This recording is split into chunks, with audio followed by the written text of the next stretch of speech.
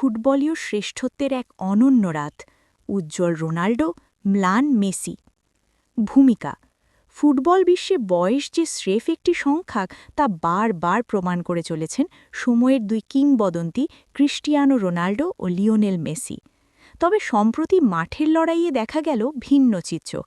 একদিকে যখন ৩৯ বছর বয়সেও গোলের নেশায় মত্ত রোনাল্ডো একের পর এক মাইলফলক স্পর্শ করছেন, অন্যদিকে ইন্টার মায়ামির জার্সিতে কিছুটা নিষ্প্রভ থাকলেন আর্জেন্টাইন জাদুকর লিওনেল মেসি। মূল প্রতিবেদন। পত্রিকার সংবাদ অনুযায়ী ক্রিস্টিয়ানো রোনাল্ডো ক্যারিয়ারের এক অনন্য উচ্চতায় পৌঁছেছেন। ৩৯ বছর পার করার পর প্রথম ও একমাত্র ফুটবলার হিসেবে ৫০০ গোলের মাইল ফলক ছুঁয়েছেন তিনি। আল নাসারের হয়ে আল হিলালের বিপক্ষে গুরুত্বপূর্ণ ম্যাচে রোনাল্ডো তার চিরচেনা ক্ষিপ্রতা প্রদর্শন করেন। ম্যাচের ৩০ মিনিটে অসাধারণ এক ফিনিশিংয়ে দলকে লিড এনে দেন তিনি, যা ছিল তার কেরিয়ারের ৮৯৯তম গোল। বিরতির ঠিক পরেই তিনি পূর্ণ করেন তার কেরিয়ারের ৯০০তম গোল। সৌদি প্রো লিগের ইতিহাসে রোনাল্ডো এখন অপরাজিত এক নাম। অন্যদিকে মেজর লিগ সকারে লস অ্যাঞ্জেলেসের এফসির মুখোমুখি হয়েছিল লিওনেল মেসির ইন্টার মায়ামি। তবে দিনটি মেসির জন্য সুখকর ছিল না।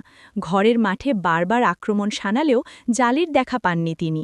পুরো ম্যাচে ইন্টার মায়ামি লস অ্যাঞ্জেলেসের কাছে ৩-০ গোলে পরাজিত হয়।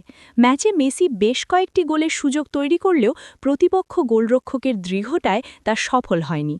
চোট কাটিয়ে ফেরার পর এটিই ছিল মেসির মৌসুমের প্রথম ম্যাচ যেখানে তাকে কিছুটা ক্লান্ত ও ফর্মহীন মনে হয়েছে।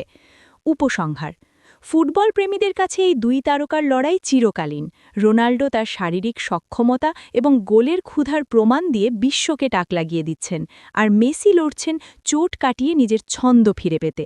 দিন শেষে জয় পরাজয় বড় কথা নয়, বরং এই বয়সেও তারা যেভাবে ফুটবল বিশ্বকে শাসন করছেন তা যে কোনো উদীয়মান খেলোয়াড় বা অনুপ্রেরণা খুঁজছেন এমন মানুষের জন্য এক বিশাল দৃষ্টান্ত। মেসির দোহাই নাগে একটা লাইক, শেয়ার, সাবস্ক্রাইব কইরা দিয়েন।